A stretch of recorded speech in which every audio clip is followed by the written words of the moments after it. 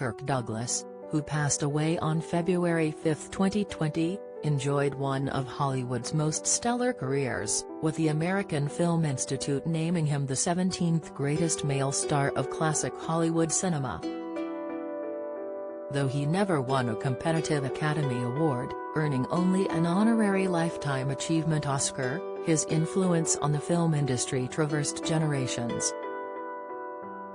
But for the man born Ishor Danilovich in 1916, perhaps his biggest success was making it through his childhood, a period which saw him foster so much rage he thought had die aggressive. The Ragman's Son, Douglas' 1988 autobiography, charts his rise to fame, outlining in forensic detail his life growing up. His parents Brina Bertha and Herschel Harry Danilovich were immigrants from what is now known as Belarus, and Douglas was the fourth of 7 children they had together. The only boy alongside 6 sisters, Douglas talked of how his father had been a horse trader in Russia and got himself a horse and a small wagon, and became a ragman, buying old rags, pieces of metal, and junk for pennies, nickels, and dimes.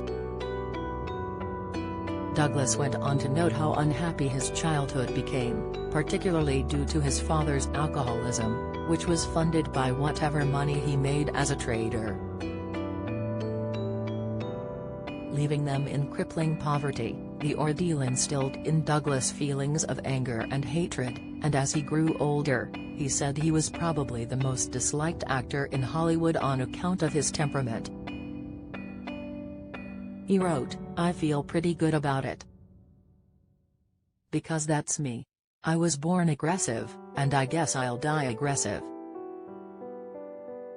There was an awful lot of rage churning around inside me, rage that I was afraid to reveal because there was so much more of it, and so much stronger, in my father.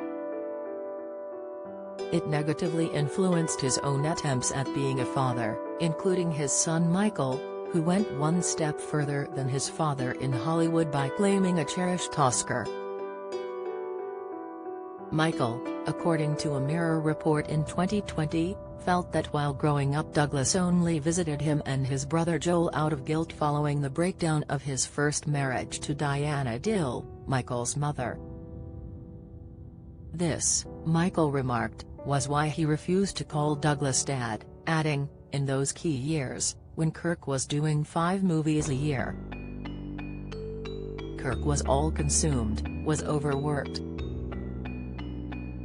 Probably like myself at a certain time in my life. While this negatively influenced their relationship, another turning point for the pair came after Douglas sold the rights he had obtained to One Flew Over the Cuckoo's Nest to his son, and was then not cast in the film. The title role Douglas longed for, was eventually given to Jack Nicholson, leaving the star fuming at Michael.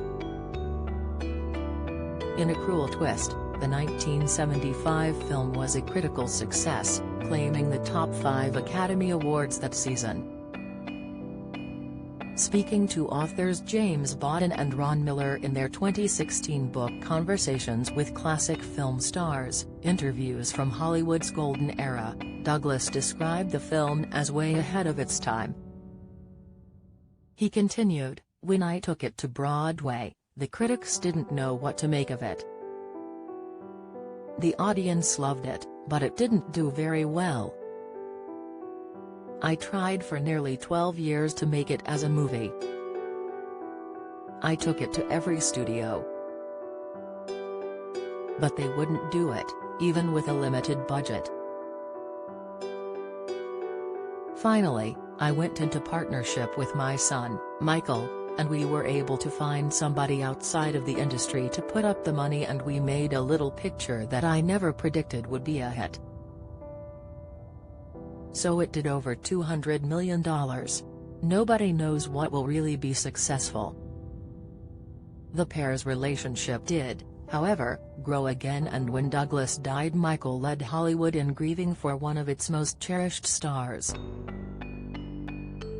In a statement, he said, It is with tremendous sadness that my brothers and I announce that Kirk Douglas left us today at the age of 103.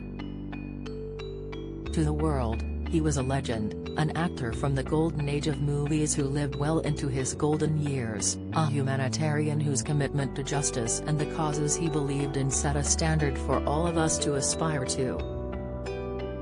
But to me and my brothers Joel and Peter he was simply Dad, to Catherine, Zeta-Jones, a wonderful father-in-law, to his grandchildren and great-grandchild, their loving grandfather, and to his wife Anne, a wonderful husband.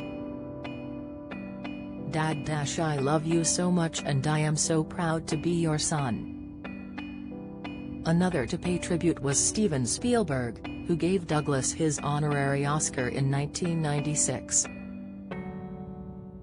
He said, "Kirk retained his movie star charisma right to the end of his wonderful life and I'm honored to have been a small part of his last 45 years."